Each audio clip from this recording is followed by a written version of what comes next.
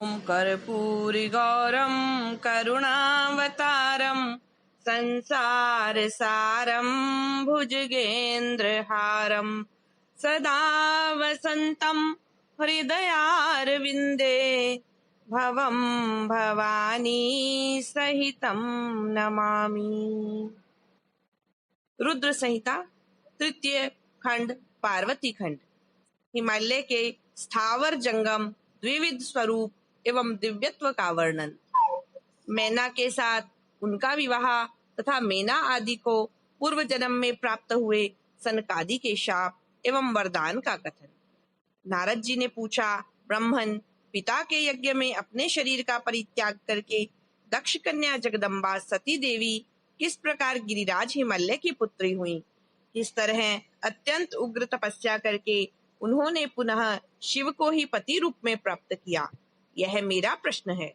आप इस पर भली भांति और विशेष रूप से प्रकाश डालिए। ब्रह्मा जी ने कहा, मुने नारद, तुम पहले पार्वती माता के जन्म, विवाह और अन्य भक्ति वर्धक पावन चरित्र सुनो। मुनि श्रेष्ठ, उत्तर दिशा में पर्वतों का राजा हिमवान नामक महान पर्वत है, जो महातेजस्वी और समृद्धिशाली है। उसके दो रूप प्रसिद्ध हैं, एक स्थावर और दूसरा जंगम। मैं संक्षेप से उसके सूक्ष्म स्थावर स्वरूप का वर्णन करता हूँ। वह रमणीय पर्वत नाना प्रकार के रत्नों का आकर खान है और पूर्व तथा पश्चिम समुद्र के भीतर प्रवेश करके इस तरह खड़ा है मानो भूमंडल को नापने के लिए कोई मानदंड हो। वह नाना प्रकार के वृक्षों से व्याप्त है और अनेक शिखरों के कारण विचित्र शोभा से संपन्न दिखाई देता है। सिंह, व्याघ्र आदि पशु सदा सुखपूर्वक उसका सेवन करते हैं।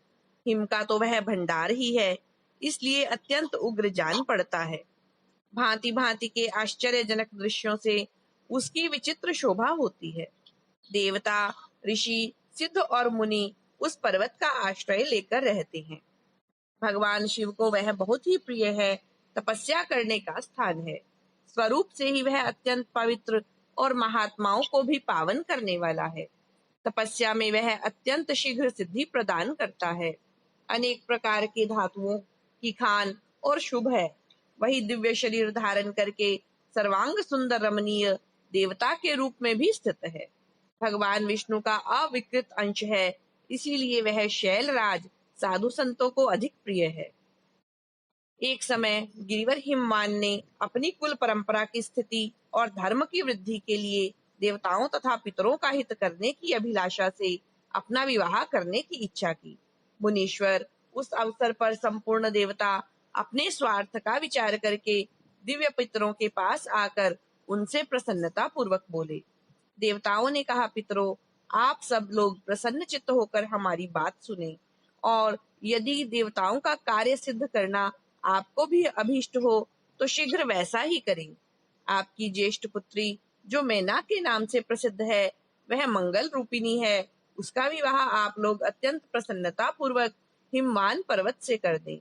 ऐसा करने पर आप सब लोगों को सर्वथा महान लाभ होगा और देवताओं के दुख का निवारण भी पग पग पर होता रहेगा। देवताओं की यह बात सुनकर पितरों ने परस्पर विचार करके स्वीकृति दे दी और अपनी पुत्री मैना को विधि पूर्वक हिमालय के हाथ में दे दिया। उस परम मंगलमय विवाह में बड़ा उत्सव मनाया गया। मुनीश्वर नारद, मैना के साथ हिमालय के शुभ विवाह का यह सुखद प्रसंग मैंने तुमसे प्रसन्नता पूर्वक कहा है। अब और क्या सुनना चाहते हैं? नारद जी ने पूछा, विद्वन, अब आदर पूर्वक मेरे सामने मैना की उत्पत्ति का वर्णन कीजिए। उसे किस प्रकार शाप प्राप्त हुआ था, यह कहिए और मेरे संदेह का निवारण कीजिए। ब्रह्मा जी बोले, मुने, मैंने अपने दक्ष नामक जिस पुत्र की पहले चर्चा की है, उसके 60 कन्याएं हुई थी, जो सृष्टि की उत्पत्ति में कारण बनी। नारद, दक्ष के कश्यप आदि श्रेष्ठ मुनियों के साथ उनका विवाह किया था। यह सब वृतांत तो तुम्हें विदित ही है। अब प्रस्तुत विषय को सुनो। उन कन्याओं में एक स्वधा नाम की कन्या थी, जिसका विवाह उन्होंने पितरों के साथ किया। स्वधा की 3 पुत्रियां थी, जो सौभाग्यशालिनी तथा धर्म की मूर्ति थी। उनमें से ज्येष्ठ पुत्री का नाम मैना था। मंझली धन्या के नाम से प्रसिद्ध थी और सबसे छोटी कन्या का नाम कलावती था। ये सारी कन्याएं पितरों की मानसी पुत्रियां थी, उनके मन से प्रकट हुई थी। इनका जन्म किसी माता के गर्भ से नहीं हुआ था, अतएव ये अयोनिजा थी। केवल लोक व्यवहार से स्वधा की पुत्री मानी जाती थी। इनके सुंदर नामों का कीर्तन करके मनुष्य संपूर्ण अभिष्ट को प्राप्त कर लेता है। ये सदा संपूर्ण जगत की वंदनीय लोक माताएं हैं और उत्तम अभ्युदय से सुशोभित रहती हैं।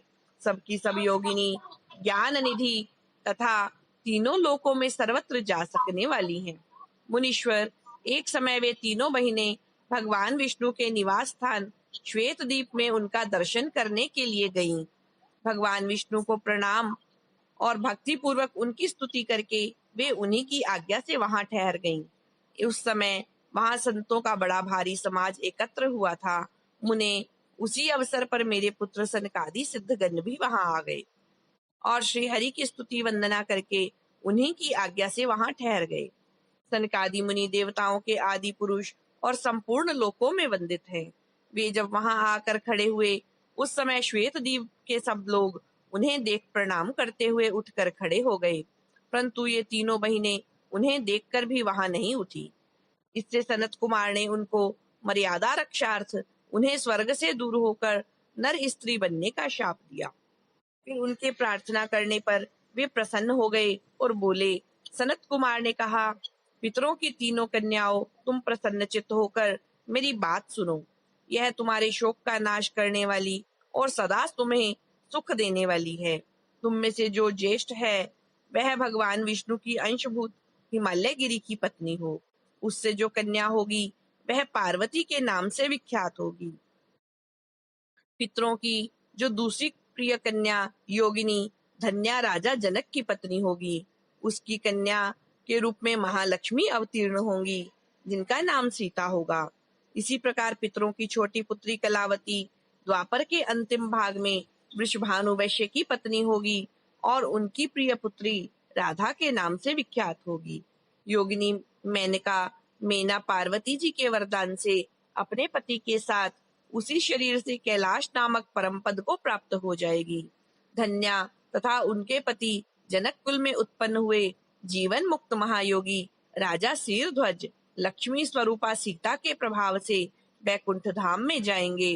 वृषभानु के साथ वैवाहिक मंगल कृत्य संपन्न होने के कारण जीवन मुक्त योगिनी कलावती भी अपनी कन्या राधा के साथ गोलोक धाम में जाएंगी, इनमें संशय नहीं है। विपत्ति में पड़े बिना कहाँ किनकी महिमा प्रकट होती है। उत्तम कर्म करने वाले पुण्यात्मा पुरुषों का संकट जब टल जाता है तब उन्हें दुर्लभ सुख की प्राप्ति होती है। अब तुम लोग प्रसन्नता पूर्वक मेरी दूसरी बात भी सुनो, जो सदा सुख देने वाली है। मेना की पुत्री जगदम्बा पार्वती देवी अत्यंत दुस्सह तप करके भगवान शिव की प्रिय पत्नी बनेंगी। धन्या की पुत्री सीता भगवान श्री राम जी की पत्नी होंगी और लोकाचार का आश्रय ले श्री राम जी के साथ विहार करेंगी। साक्षात गोलोक धाम में निवास करने वाली राधा ही कलावती की पुत्री होंगी। वे गुप्त स्नेह में बंधकर श्री कृष्ण की प्रियतमा बनेंगी।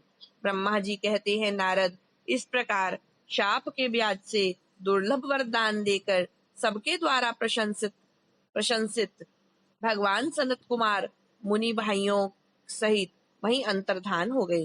तात पितरों की मानसी पुत्री वे तीनों बहिनें इस प्रकार शाप मुक्त हो सुख पाकर तुरंत अपने घर को चली गई। ओम नमः शिवाय। देवताओं का हिमालय के पास जाना और उनके सत्कृत हो उन्हें उमाराधन की विधि बता स्वयं भी एक सुंदर स्थान में जाकर उनकी स्तुति करना। नारद जी बोले, महामते, आपने मेना के पूर्व जन्म की यह शुभ एवं अद्भुत कथा कही है। उनके विवाह का प्रसंग भी मैंने सुन लिया। अब आगे के उत्तम चरित्र का वर्णन कीजिए। ब्रह्मा जी ने कहा, नारद, अब मेना के साथ विवाह करके हिमवान अपने घर को गए। तब तीनों लोकों में बड़ा भारी उत्सव मनाया गया। हिमालय भी अत्यंत प्रसन्न हो मीना के साथ अपने सुखदायक सदन में निवास करने लगे। मुने, उस समय श्री विष्णु आदि समस्त देवता और महात्मा मुनि गिरिराज के पास गए।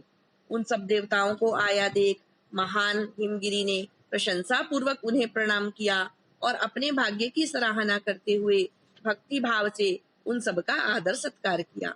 हाथ जोड़ मस्तक झुकाकर वे बड़े प्रेम से स्तुति करने को उद्यत हुए। शैलराज के शरीर में महान रोमांच हो आया। उनके नेत्रों से प्रेम के आंसू बहने लगे। मुने हिमशैल ने प्रसन्न मन से अत्यंत प्रेम पूर्वक प्रणाम किया और विनीत भाव से खड़े हो श्री विष्णु आदि देवताओं से कहा। हिमाचल बोले, आज मेरा जन्म सफल हो गया, मेरी बड़ी भारी तपस्या सफल हुई, आज मेरा ज्ञान सफल हुआ और आज मेरी सारी क्रियाएं सफल हो गईं। आज मैं धन्य हुआ, मेरी सारी भूमि धन्य हुई, मेरा कुल धन्य हुआ, मेरी स्त्री तथा मेरा सब कुछ धन्य हो गया। इसमें संशय नहीं है, क्योंकि आप सब महान देवता एक साथ मिलकर एक ही समय यहाँ पधारे हैं। मुझे अपना सेवक समझकर प्रसन्नता पूर्वक उचित कार्य करने के लिए आज्ञा दे। हिमगिरी का यह वचन सुनकर वे सब देवता बड़े प्रसन्न हुए और अपने कार्य की सिद्धि मनाते हुए बोले। देवताओं ने कहा, महाप्राज्ञ हिमाचल, हमारा हितकारक वचन सुनो। हम सब लोग जिस काम के लिए यहाँ आए हैं उसे प्रसन्नता पूर्वक बता रहे हैं। गिरिराज पहले जो जगदम्बा उमा दक्ष कन्या सती के रूप में प्रकट हुई थीं और रुद्र पत्नी होकर सुदीर्घ काल तक इस भूतल पर क्रीड़ा करती रहीं, वे ही अंबिका सती अपने पिता से अनादर पाकर अपनी प्रतिज्ञा का स्मरण करके यज्ञ में शरीर त्याग और अपने परम धाम को पधार गईं। हिमगिरे, यह कथा लोक में विख्यात है और तुम्हें भी विदित है। यदि वे सती पुनः तुम्हारे घर में प्रकट हो जाएं, तो देवताओं का महान लाभ हो सकता है। ब्रह्मा जी कहते हैं, श्री विष्णु आदि देवताओं की यह बात सुनकर गिरिराज हिमालय मन ही मन प्रसन्न हो आदर से झुक गए और बोले, प्रभो, ऐसा हो तो बड़े सौभाग्य की बात है। तदनंतर वे देवता उन्हें बड़े आदर से उमा को प्रसन्न करने की विधि बताकर स्वयं सदाशिव पत्नी उमा की शरण में गए। एक सुंदर स्थान में स्थित हो समस्त देवताओं ने जगदम्बा का स्मरण किया और बारंबार प्रणाम करके वे वहां श्रद्धा पूर्वक उनकी स्तुति करने लगे। देवता बोले, शिवलोक में निवास करने वाली देवी उमे, जगदम्बे, सदा शिव प्रिय, दुर्गे महेश्वरी, हम आपको नमस्कार करते हैं। आप पावन शांत स्वरूप श्री शक्ति हैं, परम पावन पुष्टि हैं, अव्यक्त प्रकृति और महातत्व ये आपके ही रूप हैं। हम भक्ति पूर्वक आपको नमस्कार करते हैं। आप कल्याणमयी शिवा हैं। आपके हाथ भी कल्याणकारी हैं। आप शुद्ध, स्थूल, सूक्ष्म और सबका परम आश्रय हैं। अंतर विद्या और सुविद्या नाम से अत्यंत प्रसन्न रहने वाली आप देवी को हम प्रणाम करते हैं। आप श्रद्धा हैं, आप धृति हैं, आप श्री हैं और आप ही सब में व्याप्त रहने वाली देवी हैं। आप ही सूर्य की किरणें हैं और आप ही अपने प्रपंच को प्रकाशित करने वाली हैं। ब्रह्मांड रूप शरीर में और जगत के जीवों में रहकर जो ब्रह्मा से लेकर तृण पर्यंत संपूर्ण जगत की पुष्टि करती हैं, उन आदि देवी को हम नमस्कार करते हैं। आप ही वेद माता गायत्री हैं, आप ही सावित्री और सरस्वती हैं, आप ही संपूर्ण जगत के लिए वार्ता नामक वृत्ति हैं और आप ही धर्म स्वरूपा वेद त्रयी हैं। आप ही संपूर्ण भूतों में निद्रा बनकर रहती हैं, उनकी क्षुधा और तृप्ति भी आप ही हैं। आप ही तृष्णा, कांति, शवि, तुष्टि और सदा संपूर्ण आनंद को देने वाली हैं। आप ही पुण्यकर्ताओं के यहाँ लक्ष्मी बनकर रहती हैं और आप ही पापियों के घर सदा ज्येष्ठा, लक्ष्मी की बड़ी बहन, दरिद्रता के रूप में निवास करती हैं। आप ही संपूर्ण जगत की शांति हैं। आप ही धारण करने वाली धात्री एवं प्राणों का पोषण करने वाली शक्ति हैं। आप ही पांचों भूतों के सार तत्व को प्रकट करने वाली तत्व स्वरूपा है। आप ही नीतिज्ञों की नीति और व्यवसाय रूपिणी हैं। आप ही सामवेद की गीति हैं। आप ही ग्रंथी हैं। आप ही यजुर मंत्रों की आहुति हैं। ऋग्वेद की मात्रा तथा अथर्ववेद की परम गति भी आप ही हैं। जो प्राणियों के नाक, कान, नेत्र, मुख, भुजा, वक्षस्थल और हृदय में धृति रूप से स्थित हो सदा ही उनके लिए सुख का विस्तार करती हैं।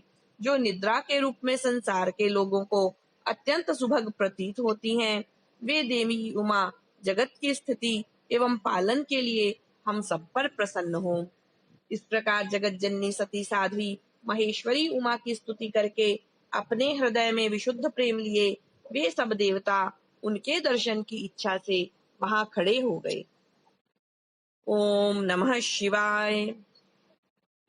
उमा देवी का दिव्य स्वरूप से देवताओं को दर्शन देना, देवताओं का उनसे अपना अभिप्राय निवेदन करना और देवी का अवतार लेने की बात स्वीकार करके देवताओं को आश्वासन देना। ब्रह्मा जी कहते हैं, नारद, देवताओं के इस प्रकार स्तुति करने पर दुर्गम पीड़ा का नाश करने वाली जगत जननी देवी दुर्गा उनके सामने प्रकट हुई। वे परम अद्भुत दिव्य रत्नमय रथ पर बैठी हुई थी। उस श्रेष्ठ रथ में घुंघरू लगे हुए थे और मुलायम बिस्तर बिछे थे। उनके श्री विग्रह का एक एक अंग करोड़ों सूर्यों से भी अधिक प्रकाशमान और रमणीय था। ऐसे अवयवों से वे अत्यंत उद्भासित हो रही थीं। सब और फैली हुई अपनी तेजो राशि के मध्य भाग में वे विराजमान थी। उनका रूप बहुत ही सुंदर था और उनकी छवि की कहीं तुलना नहीं थी। सदाशिव के साथ विलास करने वाली उन महामाया की किसी के साथ समानता नहीं थी। शिवलोक में निवास करने वाली वे देवी त्रिविध चिन्मय गुणों से युक्त थी। प्राकृत गुणों का अभाव होने से उन्हें निर्गुण कहा जाता है। वे नित्य रूपा हैं। वे दुष्टों पर प्रचंड कोप करने के कारण चंडी कहलाती हैं, किंतु स्वरूप से शिवा कल्याणमयी हैं। सबकी संपूर्ण पीड़ाओं का नाश करने वाली तथा संपूर्ण जगत की माता हैं। वे ही प्रलय काल में महानिद्रा होकर सबको अपने अंक में सुला लेती हैं तथा वे समस्त स्वजनों भक्तों का संसार सागर से उद्धार कर देती हैं। शिवा देवी की तेजो राशि के प्रभाव से देवता उन्हें अच्छी तरह देख न सके, तब उनके दर्शन की अभिलाषा से देवताओं ने फिर उनका स्तवन किया। तदनंतर दर्शन की इच्छा रखने वाले विष्णु आदि सब देवता उन जगदम्बा की कृपा पाकर वहां उनका सुस्पष्ट दर्शन कर सके। इसके बाद देवता बोले, अंबिके महादेवी, हम सदा आपके दास हैं। आप प्रसन्नता पूर्वक हमारा निवेदन सुने। पहले आप दक्ष की पुत्री के रूप में अवतीर्ण हो लोक में रुद्रदेव की वल्लभा हुई थी। उस समय आपने ब्रह्मा जी के तथा दूसरे देवताओं के महान दुख का निवारण किया था। तदनंतर पिता से अनादर पाकर अपनी की हुई प्रतिज्ञा के अनुसार आपने शरीर को त्याग दिया और स्वधाम में पधार आई। इससे भगवान हर को भी बड़ा दुख हुआ। महेश्वरी, आपके चले आने से देवताओं का कार्य पूर्ण नहीं हुआ, अतः हम देवता और मुनि व्याकुल होकर आपकी शरण में आए हैं। महेशानी, शिवे, आप देवताओं का मनोरथ पूर्ण करें, जिससे सनत कुमार का वचन सफल हो। देवी, आप भूतल पर अवतीर्ण हो पुनः रुद्रदेव की पत्नी होइए और यथा योग्य ऐसी लीला कीजिए जिससे देवताओं को सुख प्राप्त हो। देवी, इससे कैलाश पर्वत पर निवास करने वाले रुद्रदेव भी सुखी होंगे। आप ऐसी कृपा करें जिससे हम सब सुखी हों और सबका सारा दुख नष्ट हो जाए। ब्रह्मा जी कहते हैं, नारद, ऐसा कहकर विष्णु आदि सब देवता प्रेम में मग्न हो गए और भक्ति से विनम्र होकर चुपचाप खड़े रहे। देवताओं की यह स्तुति सुनकर शिवा देवी को भी बड़ी प्रसन्नता हुई।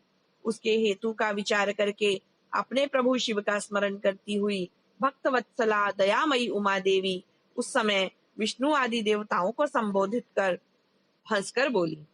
उमा ने कहा, हे हरे, हे विधे और हे देवताओं तथा मुनियों, तुम सब लोग अपने मन से व्यथा को निकाल दो और मेरी बात सुनो। मैं तुम पर प्रसन्न हूँ, इसमें संशय नहीं है। सब लोग अपने अपने स्थान को जाओ और चिरकाल तक सुखी रहो। मैं अवतार ले मैना की पुत्री होकर उन्हें सुख दूंगी और रुद्रदेव की पत्नी हो जाऊंगी। यह मेरा अत्यंत गुप्त मत है। भगवान शिव की लीला अद्भुत है। वह ज्ञानियों को भी मोह में डालने वाली है। देवताओं, उस यज्ञ में जाकर पिता के द्वारा अपने स्वामी का अनादर देख जब मैंने दक्ष जनित शरीर को त्याग दिया है, तभी से मेरे स्वामी कालाग्नि रुद्रदेव तत्काल दिगंबर हो गए। वे मेरी चिंता में ही डूबे रहते हैं। उनके मन में यह विचार उठा करता है कि धर्म को जानने वाली सती मेरा रोष देखकर पिता के यज्ञ में गई और वहां मेरा अनादर देख मुझ में प्रेम होने के कारण उसने अपना शरीर त्याग दिया। यही सोचकर वे घर बार छोड़कर अलौकिक वेश धारण करके योगी हो गए। मेरी स्वरूप भूता सती के वियोग को वे महेश्वर सहन न कर सके। देवताओं, भगवान रुद्र की भी यह अत्यंत इच्छा है कि भूतल पर मैना और हिमाचल के घर में मेरा अवतार हो, क्योंकि वे मेरा पुनः पानी ग्रहण करने की अधिक अभिलाषा रखते हैं। अतः मैं रुद्रदेव के संतोष के लिए अवतार लूंगी और लौकिक गति का आश्रय लेकर हिमालय पत्नी मेना की पुत्री होंगी। ब्रह्मा जी कहते हैं, नारद, ऐसा कहकर जगदम्बा शिवा उस समय समस्त देवताओं के देखते देखते ही अदृश्य हो गईं और तुरंत अपने लोक में चली गईं। तदनंतर हर्ष से भरे हुए विष्णु आदि समस्त देवता और मुनि उस दिशा को प्रणाम करके अपने अपने धाम में चले गए। ओम नमः शिवाय। मैना को प्रत्यक्ष दर्शन देकर शिवा देवी का उन्हें अभीष्ट वरदान से संतुष्ट करना तथा मैना से मैनाक का जन्म। नारद जी ने पूछा, पिताजी, जब देवी दुर्गा अंतर्धान हो गईं और देवगण अपने अपने धाम को चले गए, उसके बाद क्या हुआ? ब्रह्मा जी ने कहा, मेरे पुत्रों में श्रेष्ठ विप्रवर नारद जब विष्णु आदि देव समुदाय हिमालय और मैना को देवी की आराधना का उपदेश देकर चले गए, तब गिरिराज हिमाचल और मैना दोनों दंपत्ति ने बड़ी भारी तपस्या आरंभ की। वे दिन रात शंभु और शिवा का चिंतन करते हुए भक्ति युक्त चित्त से नित्य उनकी सम्यक रीति से आराधना करने लगे। हिमवान की पत्नी मैना बड़ी प्रसन्नता से शिव सहित शिवा देवी की पूजा करने लगी। वे उन्हीं के संतोष के लिए सदा ब्राह्मणों को दान देती रहती थीं। मन में संतान की कामना ले मैना चैत्र मास के आरंभ से लेकर 27 वर्षों तक प्रतिदिन तत्परता पूर्वक शिवा देवी की पूजा और आराधना में लगी रहीं। वे अष्टमी को उपवास करके नवमी को लड्डू, बलि सामग्री, पीठी, खीर और गंध पुष्प आदि देवी को भेंट करती थीं। गंगा के किनारे औषधि प्रस्थ में उमा की मिट्टी की मूर्ति बनाकर नाना प्रकार की वस्तुएं समर्पित करके उनकी पूजा करती थीं। मैना देवी कभी निराहार रहती, कभी व्रत के नियमों का पालन करती, कभी जल पीकर रहती और कभी हवा पीकर रह जाती थी। विशुद्ध तेज से दमकती हुई दीप्तिमती मैना ने प्रेम पूर्वक शिवा के में चित्त लगाए 27 वर्ष व्यतीत कर दिए।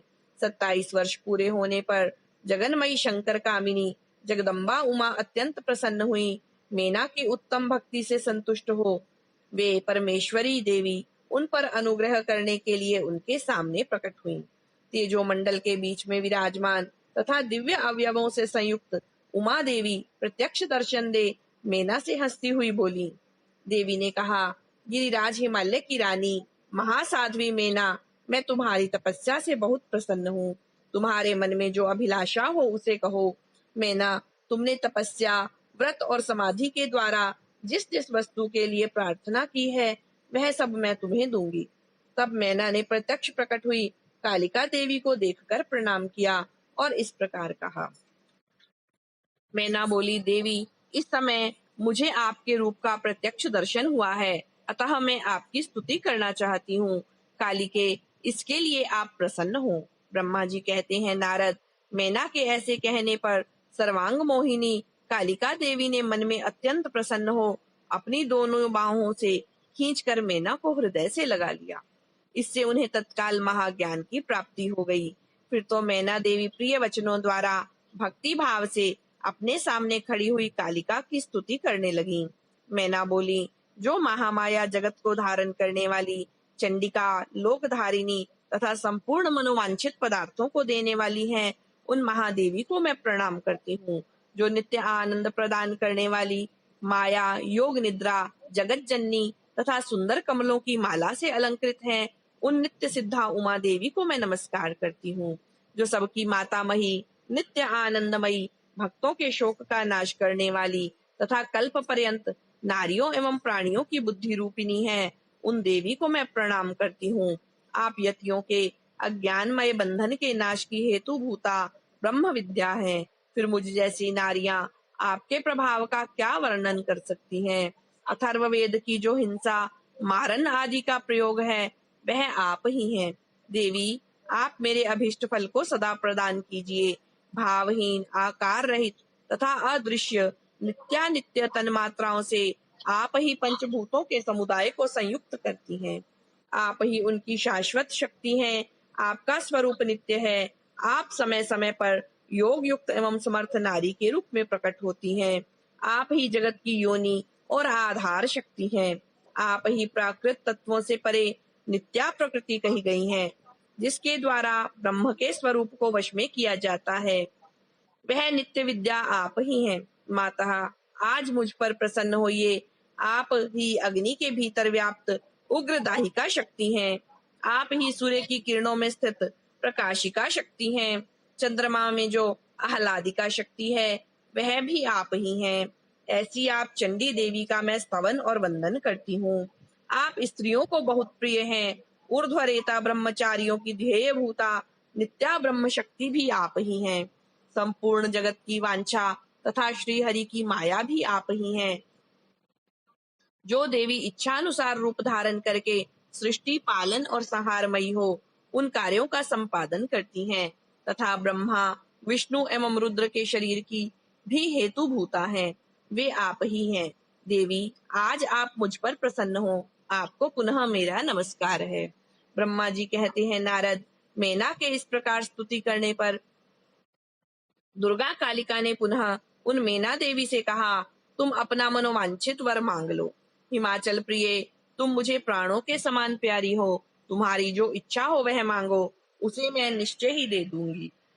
तुम्हारे लिए मुझे कुछ भी अदेय नहीं है। महेश्वरी, उमा का यह अमृत के समान मधुर वचन सुनकर हिमगिरी कामिनी मैना बहुत संतुष्ट हुई और इस प्रकार बोली, शिवे, आपकी जय हो, जय हो। उत्कृष्ट ज्ञान वाली महेश्वरी जगदम्बिके, यदि मैं वर पाने के योग्य हूँ तो फिर आपसे श्रेष्ठ वर मांगती हूँ। जगदम्बे, पहले तो मुझे 100 पुत्र हो, उन सबकी बड़ी आयु हो, वे बल पराक्रम से युक्त तथा रिद्धि सिद्धि से संपन्न हो। उन पुत्रों के पश्चात मेरी एक पुत्री हो, जो स्वरूप और गुणों से सुशोभित होने वाली हो। वह दोनों कुलों को आनंद देने वाली तथा तीनों लोकों में पूजित हो। जगदम्बिके शिवे, आप ही देवताओं का कार्य सिद्ध करने के लिए मेरी पुत्री तथा रुद्रदेव की पत्नी होइए और तदनुसार लीला कीजिए। ब्रह्मा जी कहते हैं, नारद, मेनका की बात सुनकर प्रसन्न हृदया देवी उमा ने उनके मनोरथ को पूर्ण करने के लिए मुस्कुराकर कहा। देवी बोली, पहले तुम्हें 100 बलवान पुत्र प्राप्त होंगे। उनमें से एक सबसे अधिक बलवान और प्रधान होगा तथा जो सबसे पहले उत्पन्न होगा। तुम्हारी भक्ति से संतुष्ट हो, मैं स्वयं तुम्हारे यहाँ पुत्री के रूप में अवतीर्ण होंगी और समस्त देवताओं से सेवित हो उनका कार्य सिद्ध करूंगी। ऐसा कहकर जगत धात्री परमेश्वरी कालिका शिवा मेनका के देखते देखते वहीं अदृश्य हो गई। तात महेश्वरी से अभिष्ट वर पाकर मेनका को भी अपार हर्ष हुआ। उनका तपस्या जनित सारा क्लेश नष्ट हो गया। मुने, फिर काल क्रम से मेना के गर्भ रहा और वह प्रतिदिन बढ़ने लगा। समयानुसार उसने एक उत्तम पुत्र को उत्पन्न किया, जिसका नाम मैनाक था। उसने समुद्र के साथ उत्तम मैत्री बांधी। वह अद्भुत पर्वत नाग वधुओं के उपभोग का स्थल बना हुआ था। उसके समस्त अंग श्रेष्ठ हैं। हिमालय के 100 पुत्रों में वह सबसे श्रेष्ठ और महान बल पराक्रम से संपन्न है। अपने से या अपने बाद प्रकट हुए समस्त पर्वतों में एकमात्र मैनाक पर्वत ही पर्वतराज के पद पर प्रतिष्ठित है। ओम नमः शिवाय।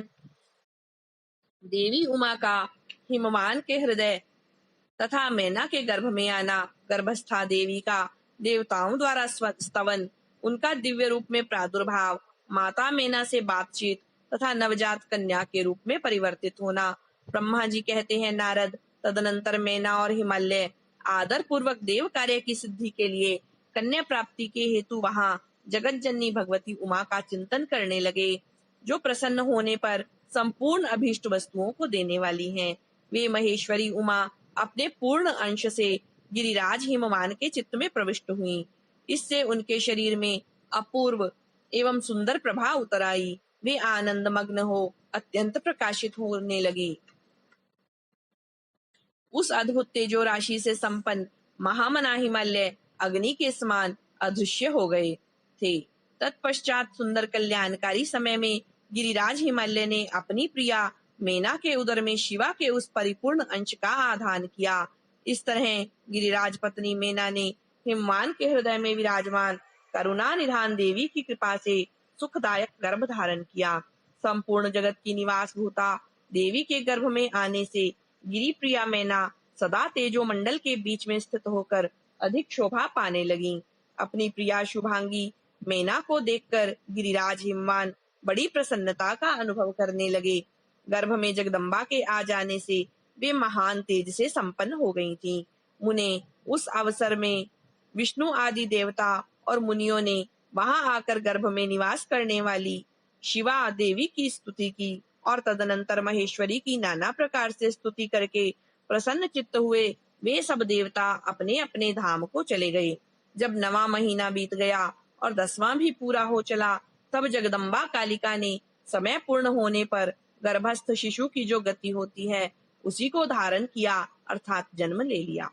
इस अवसर पर आद्या शक्ति सती साध्वी शिवा पहले मैना के सामने अपने ही रूप में प्रकट हुई। वसंत ऋतु में चैत्र मास की 9वीं तिथि को मृगशिरा नक्षत्र में आधी रात के समय चंद्रमंडल से आकाश गंगा की भांति मेनका के उदर से देवी शिवा का अपने ही स्वरूप में प्रादुर्भाव हुआ। उस समय संपूर्ण संसार में प्रसन्नता छा गई। अनुकूल हवा चलने लगी जो सुंदर सुगंधित एवं गंभीर थी। उस समय जल की वर्षा के साथ फूलों की वृष्टि हुई। विष्णु आदि सब देवता वहां आए। सबने सुखी होकर प्रसन्नता के साथ जगदम्बा के दर्शन किए और शिवलोक में निवास करने वाली दिव्य रूपा महामाया शिव कामिनी मंगलमयी कालिका माता का स्तवन किया। नारद जब देवता लोग स्तुति करके चले गए, तब मेनका उस समय प्रकट हुई। नील कमल दल के समान कांति वाली श्याम वर्णा देवी को देखकर अतिशय आनंद का अनुभव करने लगी। देवी के उस दिव्य रूप का दर्शन करके गिरी प्रिया मैना को ज्ञान प्राप्त हो गया। वे उन्हें परमेश्वरी समझकर अत्यंत हर्षित से उल्लसित हो उठी और संतोष पूर्वक बोली। मैना ने कहा, जगदम्बे महेश्वरी, आपने बड़ी कृपा की जो मेरे सामने प्रकट हुई। अंबिके, आपकी बड़ी शोभा हो रही है। शिवे, आप संपूर्ण शक्तियों में आद्या शक्ति तथा तीनों लोकों की जननी हैं। देवी, आप भगवान शिव को सदा ही प्रिय हैं तथा संपूर्ण देवताओं से प्रशंसित पराशक्ति हैं। महेश्वरी, आप कृपा करें और इसी रूप में मेरे ध्यान में स्थित हो जाएं, साथ ही मेरी पुत्री के अनुरूप प्रत्यक्ष दर्शनीय रूप धारण करें। ब्रह्मा जी कहते हैं, नारद, पर्वत पत्नी मैना की यह बात सुनकर अत्यंत प्रसन्न हुई शिवा देवी ने उस गिरी प्रिया को इस प्रकार उत्तर दिया। देवी बोली, मैना, तुमने पहले तत्परता पूर्वक मेरी बड़ी सेवा की थी।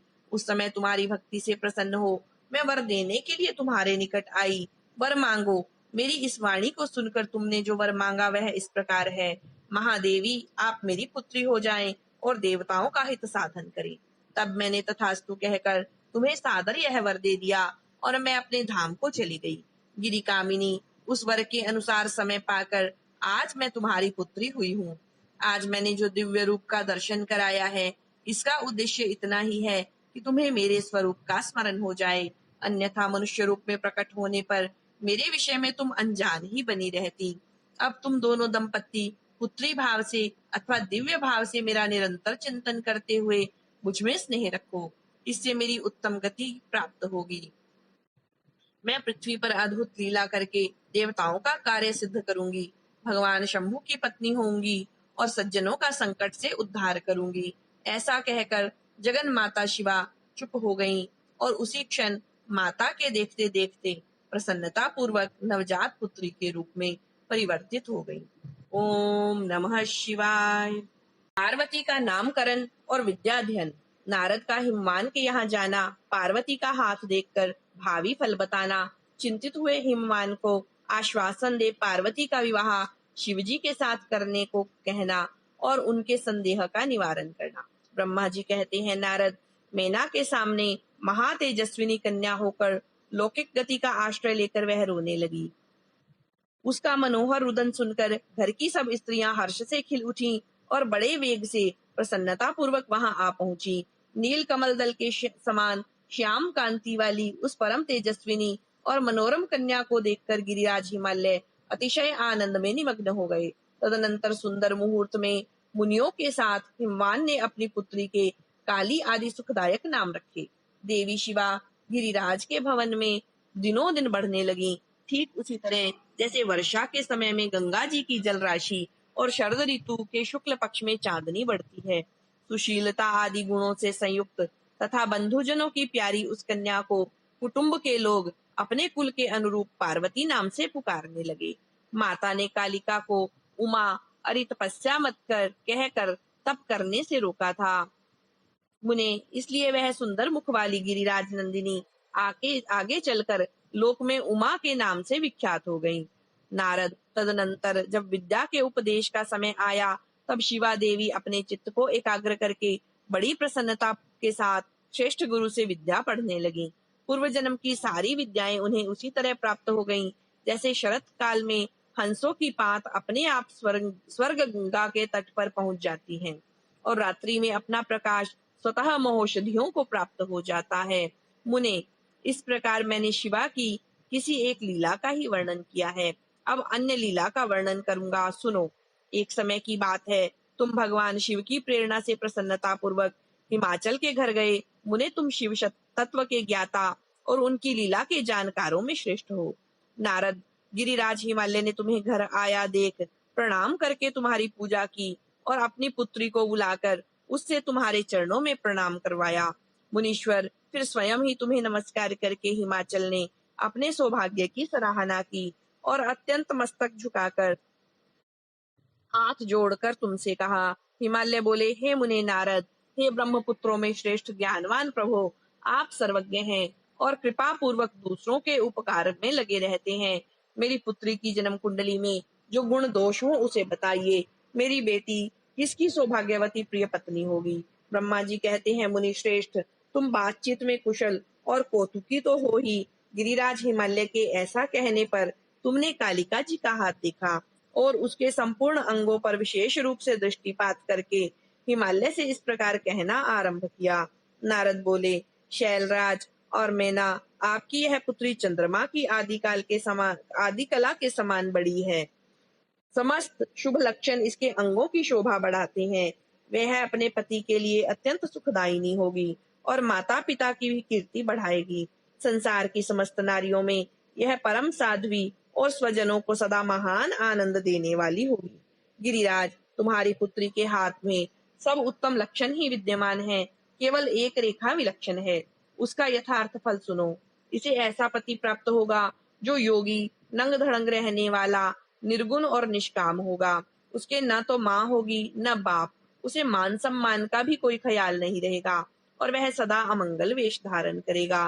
ब्रह्मा जी कहते हैं, नारद, तुम्हारी इस बात को सुन और सत्य मानकर मेना तथा हिमाचल दोनों पति पत्नी बहुत दुखित हुए, परंतु जगदम्बा शिवा तुम्हारे ऐसे वचन को सुनकर और लक्षणों द्वारा उस भावी पति को शिव मानकर मन ही मन हर्ष से खिल उठी। नारद जी की बात कभी झूठ नहीं हो सकती, यह सोचकर शिवा भगवान शिव के युगल चरणों में संपूर्ण हृदय से अत्यंत स्नेह करने लगी। नारद उस समय मन ही मन दुखी हो हिमवान ने तुमसे कहा, मुने उस रेखा का फल सुनकर मुझे बड़ा दुख हुआ है। मैं अपनी पुत्री को उससे बचाने के लिए क्या उपाय करूं? मुने तुम महान कौतुक करने वाले और वार्तालाप विशारद हो। हिमवान की बात सुनकर अपने मंगलकारी वचनों द्वारा उनका हर्ष बढ़ाते हुए तुमने इस प्रकार कहा। नारद बोले, गिरिराज, तुम स्नेह पूर्वक सुनो। मेरी बात सच्ची है, वह झूठ नहीं होगी। हाथ की रेखा ब्रह्मा जी की लिपि है, निश्चय ही वह मिथ्या नहीं हो सकती। अतः शैल प्रवर इस कन्या को वैसा ही पति मिलेगा, इसमें संशय नहीं। परंतु इस रेखा के कुफल से बचने के लिए एक उपाय भी है, उसे प्रेम पूर्वक सुनो। उसे करने से तुम्हें सुख मिलेगा। मैंने जैसे वर का निरूपण किया है वैसे ही भगवान शंकर हैं। वे सर्व समर्थ हैं और लीला के लिए अनेक रूप धारण करते रहते हैं। उनमें समस्त कुलक्षण सद्गुणों के समान ही हो जाएंगे। समर्थ पुरुष में कोई दोष भी हो तो वह उसे दुख नहीं देते, असमर्थ के लिए ही वह दुखदायक होते हैं। इस विषय में सूर्य, अग्नि और गंगा का दृष्टांत सामने रखना चाहिए। इसलिए तुम विवेक पूर्वक अपनी कन्या शिवा को भगवान शिव के हाथ में सौंप दो। भगवान शिव सबके हृदय ईश्वर, सेव्य, निर्विकार, सामर्थ्यशाली और अविनाशी हैं। वे जल्दी ही प्रसन्न हो जाते हैं, अतः शिवा को ग्रहण कर लेंगे, इसमें संशय नहीं है। विशेषतः वे तपस्या से वश में हो जाते हैं। यदि शिवा तप करे तो वे सब काम ठीक हो जाएगा। सर्वेश्वर शिव सब प्रकार से समर्थ हैं, वे इंद्र के वज्र का भी विनाश कर सकते हैं। ब्रह्मा जी उनके अधीन हैं तथा वे सबको सुख देने वाले हैं। पार्वती भगवान शंकर की प्यारी पत्नी होंगी। वह सदा रुद्रदेव के अनुकूल रहेंगी, क्योंकि वह महासाध्वी और उत्तम व्रत का पालन करने वाली हैं तथा माता पिता का सुख बढ़ाने वाली हैं। यह तपस्या करके भगवान शिव के मन को अपने वश में कर लेंगी और वे भगवान भी इनके सिवा किसी दूसरी स्त्री से विवाह नहीं करेंगे। इन दोनों का प्रेम एक दूसरे के अनुरूप है। वैसा उच्च कोटि का प्रेम न तो किसी का हुआ है, न इस समय है और न आगे होगा। गिरिश्रेष्ठ, इन्हें सब देवताओं के कार्य करने हैं। उनके जो जो काम नष्ट प्राय हो गए हैं, उन सब का इनके द्वारा पुनः उज्जीवन या उद्धार होगा।